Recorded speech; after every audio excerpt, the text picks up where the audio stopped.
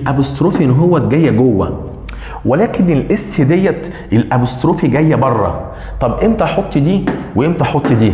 يعني دي من جوه ودي من بره. يبقى دي كده ايه؟ دي كده اهي، دي كده من الداخل اهي عشان تعرفها، ودي كده اهوت يا مستر يحيى ادي كده، دي كده من الخارج من بره كده، دي جوه ودي بره. طيب امتى احطها جوه وامتى احطها بره؟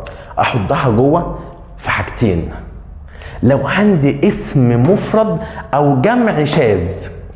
يبقى الابوستروفي بتبقى من جوه يا مستر يحيى في كام حاله؟ في حالتين: اسم مفرد جمع شاذ. بالسامع اسمها ايه؟ اسم مفرد جمع شاذ.